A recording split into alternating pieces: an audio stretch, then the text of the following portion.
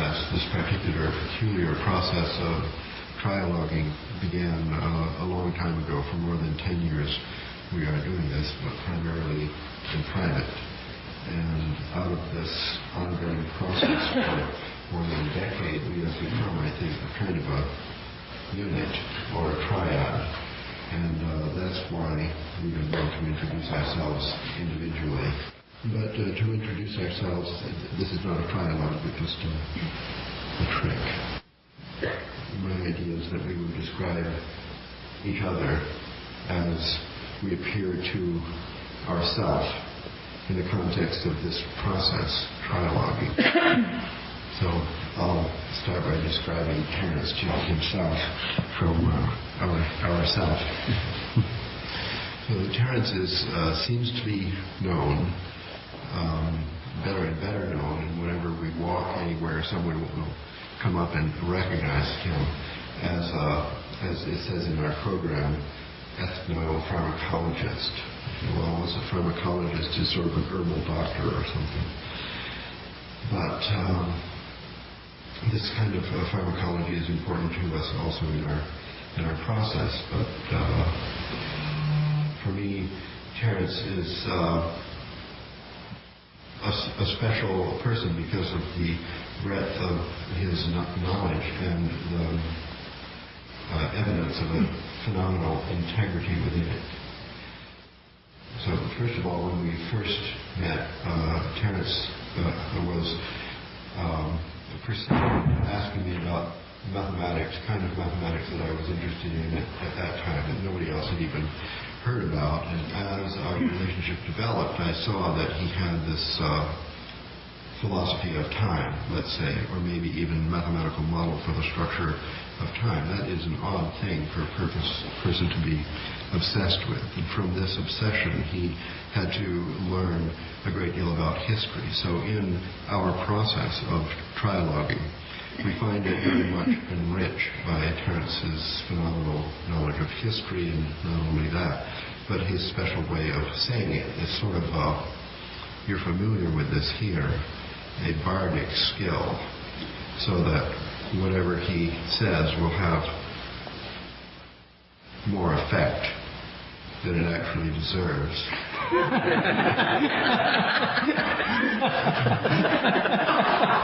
Because of his phenomenal way of saying it and his apparent conviction in it. And is he Irish? Yes, to deal with in the cooperative process. Furthermore, what seems to inform or maintain the integrity of his sort of presentation is some kind of spiritual belief. I don't know exactly the right word for this, but I can tell that anyway. And this spiritual belief is outside of any organized system, so we can most easily understand it in the connection with the archaic revival or a pagan spirituality or shamanism. Anyway, this aspect of Terence, every person is a spectrum of all kinds of things, and here are just a few of Terence's things that I think the most obvious in our process of interaction. The primitive spirituality, which always speaks against any church guru or leader. And I'm almost done. I don't know, you're squirming there. Finally, besides this information-based personal style and integrity, there is something else which I think is very important to us, and that's the adventurer. That's the willingness to risk going to some kind of edge, and also the compulsion to talk about it upon coming back, fulfilling some kind of responsibility to the community which is beyond, which risks more than simply individual development. It's too long. Yes. That's it then. Good. Well, so it falls to me to share with you my view of Rupert, who I'm not sure when I first became aware. Probably it was the Nature review, which I think Rupert should certainly be very grateful to Nature, because in their perverse way they saved him perhaps from obscurantism by calling for the burning of his book. And my intellectual method has always been to seek out the heretical. And so when I heard that Nature had called for the burning of a book, I burned up my tires on the way to the store to see if I couldn't obtain a copy. And it was very interesting, and I added it to the slow rising intellectual edifice that I had been building for years in the area of theoretical biology. I was very interested in Driesch and Kammerer and the school of vitalism that refused to genuflect to the idea that life could be reduced simply to physics and chemistry. That seemed to me inadequate. But nevertheless, after reading Sheldrake's book, it just seemed like an intellectual war being well fought in a distant land by someone I was probably not likely to have cross my path. And I discussed it with other people, and I was amazed at the animosity that rained down upon what seemed to me a fundamentally interesting and not easily dismissed concept. I can remember one person telling me, "You have only to heft the book in your hand to tell that it's bogus." Well, I thought they must have an intuition into the nature of scientific theory far beyond my own, because I couldn't make the judgment at that stage. And then Rupert, I believe it was through Ralph, contacted me and came by bus to see me. I live in the wine country north of San Francisco, and I didn't know what I expected. I was mentored by Eric Jansch, who some of you may know, and so my vision of the European academic was of a corpulent, elderly, animated person, and I projected that and expected that. And when Rupert arrived, and Ralph vectored in for that first meeting as well, isn't that interesting? That's right. And there he was. And I thought, I immediately fell under the spell of his personality, his spirit. Scientists, I don't know if you spend a lot of time with them, but they tend to be pretentious boors, most of them. And the higher they rise, the more this quality seems exacerbated in their personality. And I've found Rupert to be an incredibly generous, intelligent, forgiving person. I feel very privileged to be in the presence of these people. I'm sure you all know the cliche when Newton was asked how he did it. He said, "I stood on the shoulders of giants." That's how it was done. And to whatever degree the mathematics of Ralph and the theoretical constructs of Rupert have supported my own work, and not only my work, but the building and maintaining of a personal vision, I've felt that I've stood on the shoulders of giants. It's hard to say what the fate of morphogenetic fields will be in the history of ideas, but I am convinced that given even a halfway level playing field, the best ideas always win. And so I'm very keen to stand close to this man, because I'm absolutely convinced that the light of glory will fall upon him.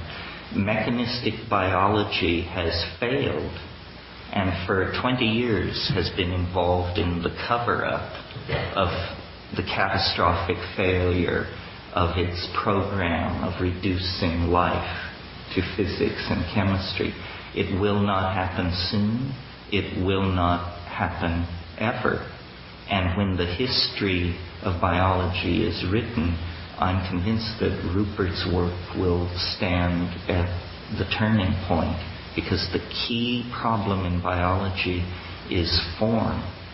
And the ideas that have been put forth in the past have been inadequate. And I think the last thing I would like to say is I'm tremendously admiring of Rupert's simplicity. And what I mean by that are two things. Number one, his unwillingness to submit himself to the hegemony of scientific, the mafia of scientific correctness, essentially. He is not an academic. He feeds at the trough of no corporation or university that I'm aware of. He is a true independent thinker. And finally, he brought back and revivified for me something my mother was very keen to inculcate into me as a child, which is the primacy of observation, the importance of going to the field, the importance of facing the phenomenon unaided by apparatus or even mathematics, the importance of the existential confrontation with the thing one wishes to understand. And if you know Rupert, to stroll with him through an art gallery or a forest is to feel the mystery of life and the immediacy of that mystery, and to have a very strong sense of its accessibility. And that's very important. I don't want a Gnostic God that resides outside the Imperium. I want a kind of pantheistic richness that is right there on the surface. So I enjoy playing Byron to Rupert's Shelley, and hope to do so this weekend. Happy Valentine's Day.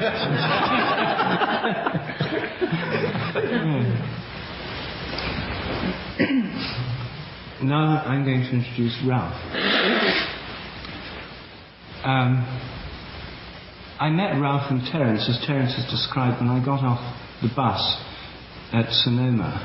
Was it Sonoma? Santa Rosa. Oh, Santa Rosa. Having been sent by a friend in San Francisco to meet him. This was in 1982. And Ralph was there too, so I met Terence and Ralph together. And that's when we found we had this way of relating together, which for us has been very helpful. Well, Ralph is a mathematician, a chaos mathematician. But he's much more than that. Most mathematicians are peculiar, and he's no exception. He's peculiar in a very interesting and accessible way. One of the things that he's done, which some of you may be aware of, is made mathematics accessible to ordinary people like ourselves who haven't studied it. The secret of maths is that for those who are skilled practitioners, it's in fact a kind of inner landscape that they see. They have, some of them at least, have an amazing visual intuition. They're seeing internal pictures. It's a visual and aesthetic experience. Things can go into this landscape, balls roll along, answers come out, and they don't quite know how it happened. Something that's hard to imagine. But this is what it's all about. And then they write the thing down in symbols, in a notation. And when you look at these symbols, which is what we see when we look at maths, it's like music, as if you've never heard a symphony. All you've seen is the score. And if you've only seen the score of the symphony, the notes on paper, it doesn't mean much. It's alienating. It seems somehow dry, abstract. But what Ralph has done, among other things, has made this the visual intuitions that lie behind maths accessible to everybody. And this is partly because computers have made it possible to do this, and he's at the leading edge of computer graphics. He's at the University of California at Santa Cruz, which is right next to Silicon Valley. And partly through simple diagrams, his books on visual dynamics, visual mathematics, have no equations in them whatever, and introduce you through pictures, through diagrams, seen in or imagined in 3 dimensions, to the fundamental principles not only of classical dynamics but of chaotic dynamics. And for me, this was the first time anyone had unveiled the inner mysteries of what's going on in maths and made it something that one could grasp intuitively. It's rather like having spent all one's life just seeing musical scores. You suddenly hear the music. And this is one of Ralph's gifts, to be able to do this. His ability to visualize mathematics, I'm sure, is innate, but I think it was enhanced in the late 60s and early 70s by certain inner experiences, which would fall into the category of what Terence calls hands-on pharmacology. And these he took to Ralph. He doesn't look like it, but he's an extremist. And when he does something, he takes it to extremes. For the last 20 years, he's been taking moderation to extremes.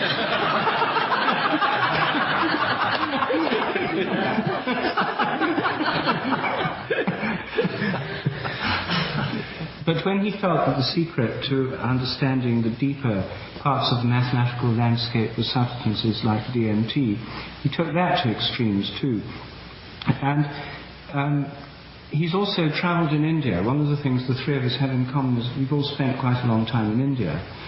So Ralph has been in India. He took that to extremes as well. He's also studied here in England. He was at Warwick for a while, Warwick University. He lives in Santa Cruz in amidst some woods, in a very beautiful place with wonderful woodland and a little valley down beside his house. Deer and wild animals graze around. He observes the stars. He's got the most agreeable system for observing the stars of anyone I know, namely a hot tub located outside his house, and you can sit in wonderful hot water gazing at this clear sky and the brilliant stars. So he knows the stars from many hours spent observing them in the most comfortable of circumstances. He eats in the most Spartan way simple vegan food with chopsticks. This is what I mean by taking moderation to extremes. Is a total abstainer from all known noxious substances, and leads this almost monastic life, which I think is part of the spirit of mathematics. But he's also a very sociable creature, and although he's always saying, I never go anywhere and I never meet anyone, it's amazing how often you meet him in all sorts of places. He also has a great gift for dialogue and a great ability to summarize things briefly, and a great ability to empathize with people of all different kinds. He's one of the few people I know who's totally unshockable.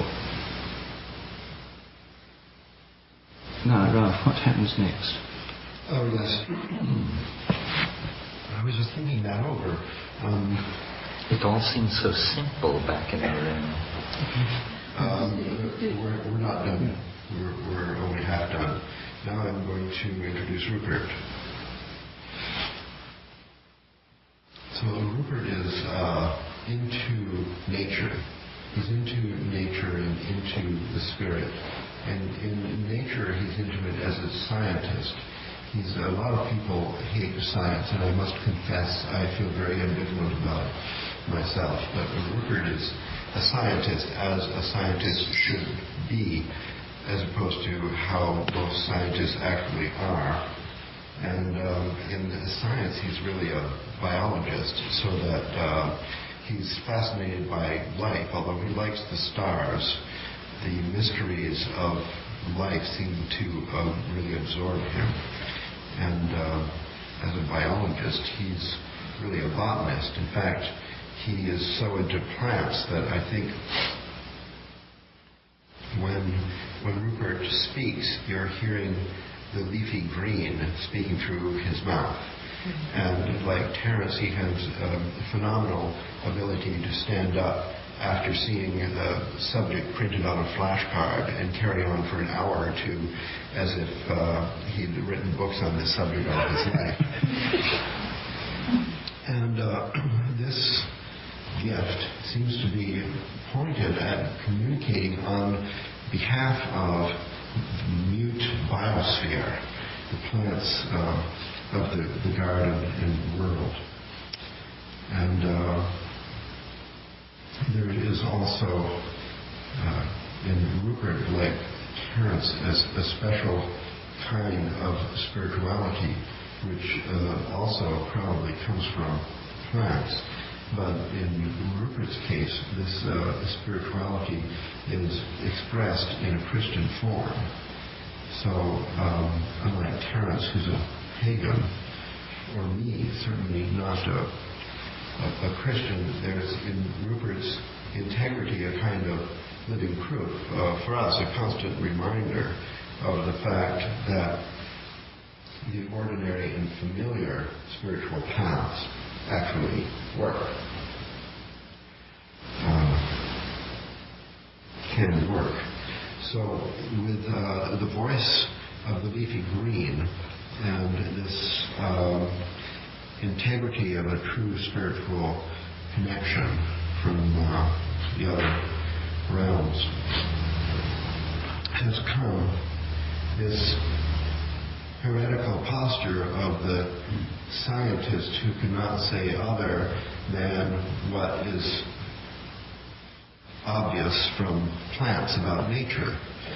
And to say that, I mean, you would have a choice if you perceive this, either to say it or not. So here's another aspect of Rupert that I think is singular and maybe for him unfortunate, and that is the courage, the adventure, the dedication, the responsibility to report on the weaknesses of science.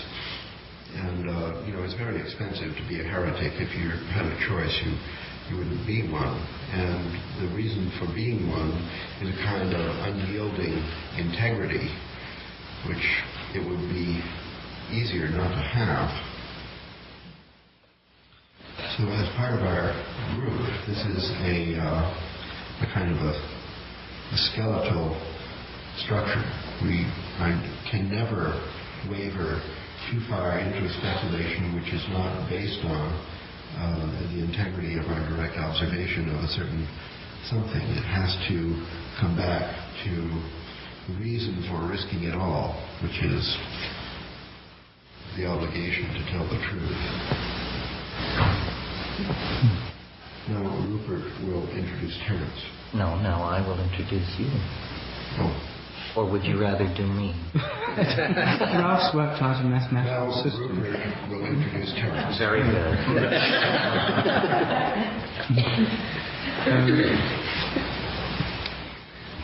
Well, I was on my way to meet Terence, who I'd never heard of, in San Francisco. The friend who'd arranged this meeting gave me a tape of his, which I listened to on the bus. I had one of this, I think it's the only time I've ever listened to one of those tape things, earphones on your ears. And I heard this extraordinary lecture about the effects of DMT, a powerful hallucinogen, and an entire family of hallucinogen derivatives. And I was amazed that subject such as this was being discussed in such a fascinating, interesting, and coherent way, since previously I'd associated this subject with total incoherence. When I met him, I found that really he's a kind of naturalist. Terence once told me that as a child he lived in Colorado near a jam factory, or a fruit bottling plant, I forget which. And at night he'd go there, and out of the night sky there was all this fruit being made in sheds. And out of the night sky, out of the darkness, would appear moths of every different description, attracted by the bright lights of the bottling plant and the delicious fruit jam or whatever they were making. And how he used to go and watch there as out of the darkness, coloured moths just flew in from the sky. And it seemed to me a wonderful image of what he does. I mean, partly he's known for his visionary qualities, looking for visions which come out of the darkness of the mind, if you like. But also he's quite literally a naturalist. He's spent years travelling through Indonesia with his butterfly net, collecting butterflies of various species. And he's spent a long time exploring the jungles of the Amazon. And so he's a kind of naturalist of the mind and of nature, has an extraordinary knowledge of biological subjects, including surprising ones like octopuses. And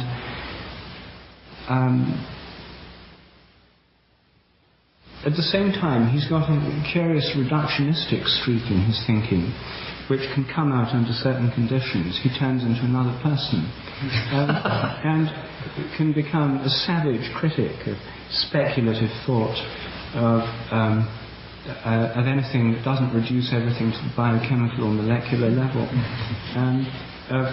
of hallucinatory belief systems, of false beliefs of every kind.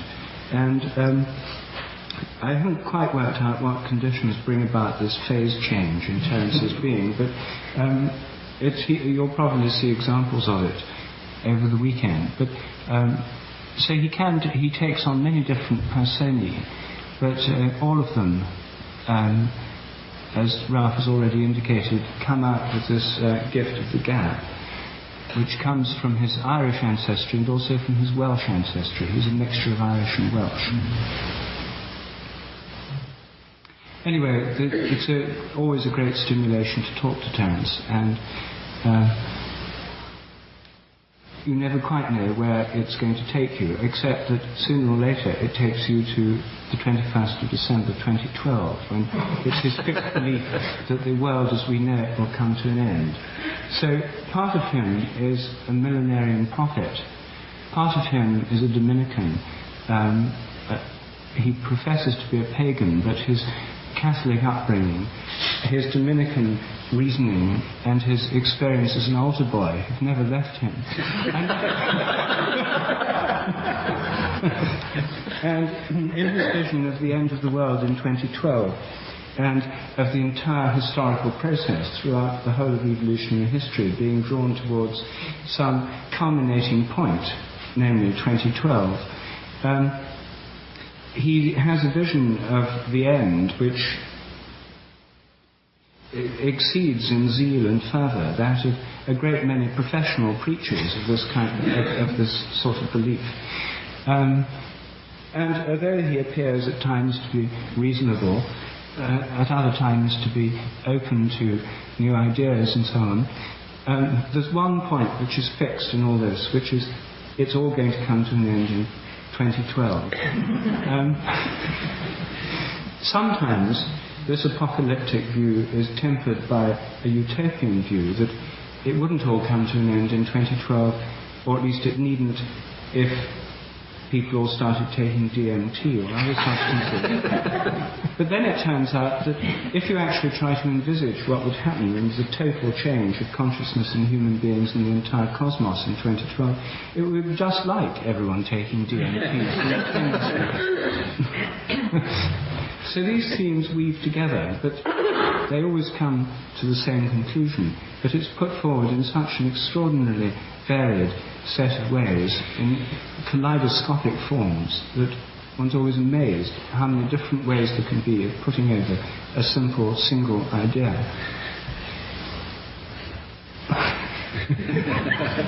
I'll forswear the desire to rebut. It's not part of the program. Yes, I'll yield to the momentum of the program.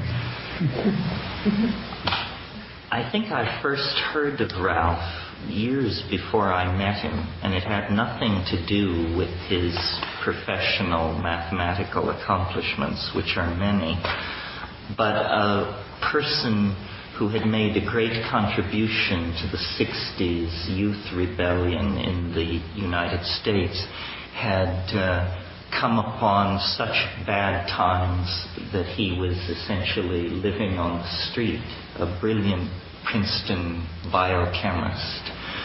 And in inquiring after his fate and knowing that he had become an indigent person, I learned that a mathematician in Santa Cruz had invited him into his home and taken care of him like a child or a son for several years.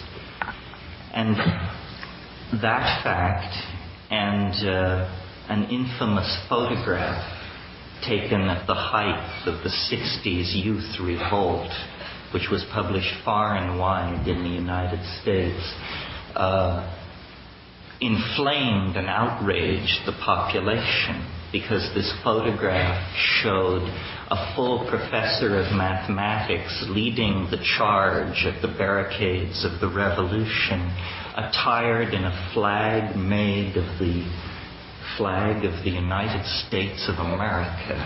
And as if you follow American politics, you know we hang for flag desecration. So it was an extraordinary thing, a member of the establishment, to be caught out in this kind of behavior. And then a few years later, in 1972, a person I went to high school with came to me and said, there's someone you absolutely must meet. Well, usually when I hear these words, I make an automatic inner decision to, at all costs, to avoid meeting whatever is being offered, because experience is a hard teacher. But this friend of mine persisted, and eventually Ralph came to see me. I was living in Berkeley at the time, and it's impossible not to fall in love with the man. He's the teddy bear of advanced mathematics.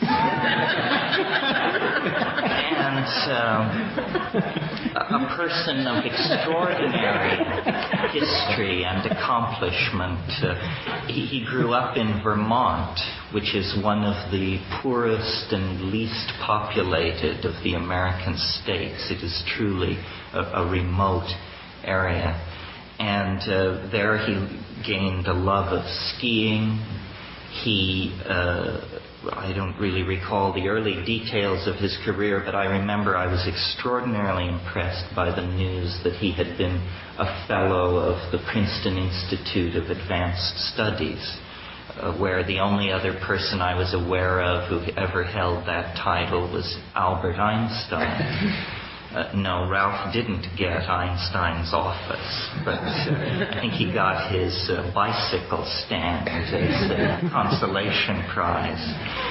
And Ralph was such a maverick, such a chance taker, that the tremendously comfortable world of East Coast collegiate mathematics held no sway over him when an opportunity arose to go to California, where the University of California was establishing an experimental campus where all kinds of educational, advanced experimental educational ideas would be tried out.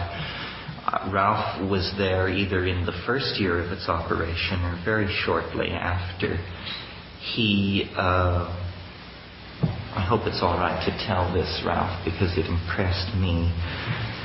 Eventually he had tenure, but he was so loathed by the administration for his political activism that I think for 35 years they gave him no raise. They couldn't fire him, but they could make life hell.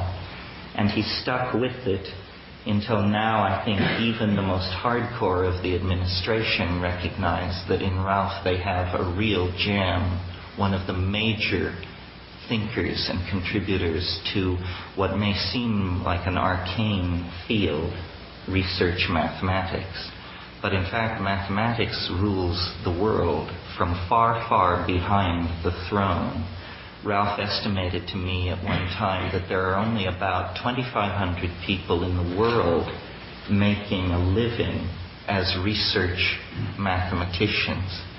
And Ralph's work has always been forward-thinking, extraordinarily creative in the abstract realm, but never without a human dimension. And mathematicians are extraordinary aesthetes. This is not a quality in your work that is respected in mathematics. The more abstruse, the more incomprehensible, the more removed from the human world, the more kudos your colleagues will shower upon you.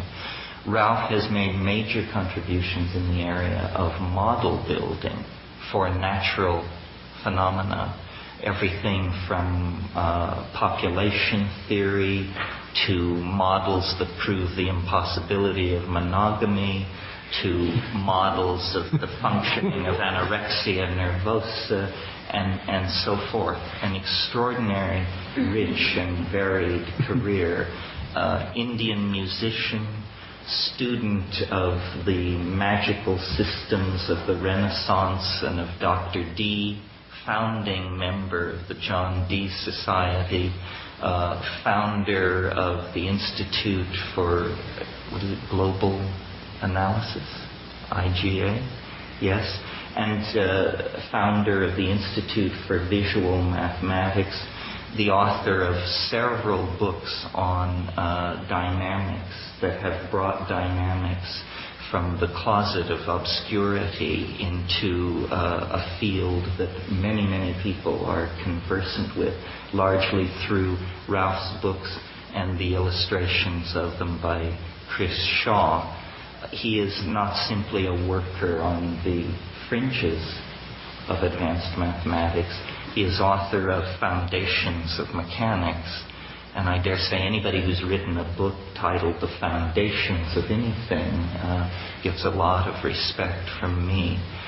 Ralph has been an extraordinary friend over the years. We see each other as often as our busy lives permit, and I go to him not for insight into advanced mathematics, which, other than my own narrow interest in the field, remains arcane, but for his insight into the human condition. He is better than 5 psychotherapists rolled into one. He always has very insightful advice, and he is, above all, an extraordinary human being. So there you have it. 3 white guys on a roll. All right. It was beginning to sound like an induction. We've never done that before, and we'll never do it again. Hear, hear. But I'm glad we did it once. It was very interesting to us, at least.